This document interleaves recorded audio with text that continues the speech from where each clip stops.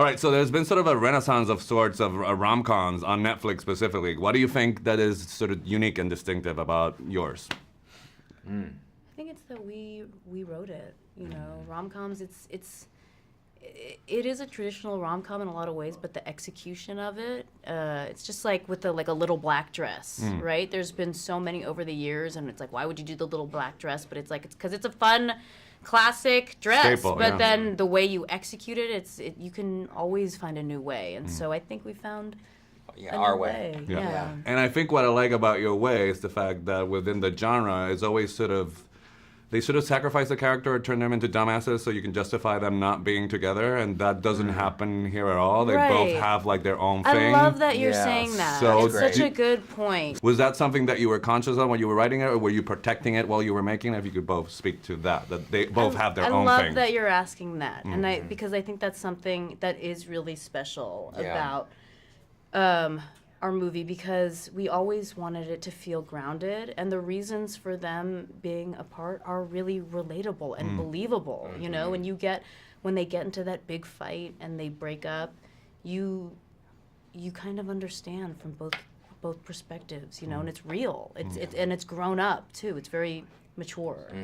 And when you have a character like Marcus who lives at home, is in a band, smokes weed, usually that character is cartoony, a so loser, dumb, and, and he's gross. Yeah. But this, like, he's Marcus is hot, and you understand why, like, he has a girlfriend already, and you understand why Sasha is so into him, you know, and she has no problem with any of that. It's him that has a problem with her life, you know, which is, and you feel that it's real, you know.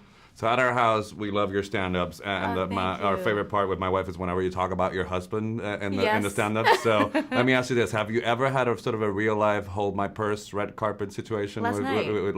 Yeah. So you guys have it worked out, or how do you guys? Oh, we have it worked out. Now I don't even ask him; he just volunteers. Yeah. It's so interesting because he watched the movie for the first time last night. What do you think? He was like. He had already seen a lot of the makeout scenes. I had prepared him for that. And then he was like, it was so great, and he was so proud, and he was like, nice. You know, maybe for other people it might be hard or whatever. He's like, but I've been through the grinder with you with stand-up. So he was like, so this is so nice. Nothing. And this is nothing, Watching you kiss like 3 other super hot, handsome men is like nothing. Yeah. That's an interesting conversation right there, though. Yeah.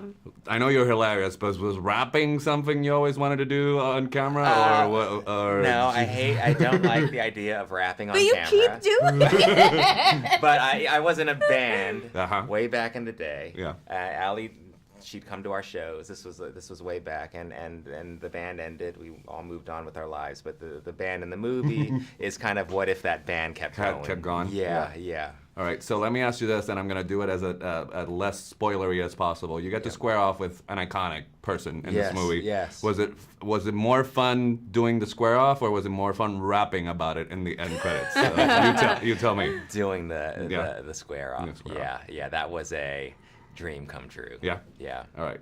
So let me ask you this: things that, given that you put thought into making this a great genre romantic comedy, things that don't work in real life that work in romantic comedies. What do you think that list would be? Like, for example, for some reason, somebody has to make a really giant public display of affection or an apology. Right. Do you think that actually works or is a requirement in real life? Like if he doesn't show up at work, make a big ass speech, in front of all these people, and there has to be an audience. Yeah. It cannot be just to me. To be validated. Yes.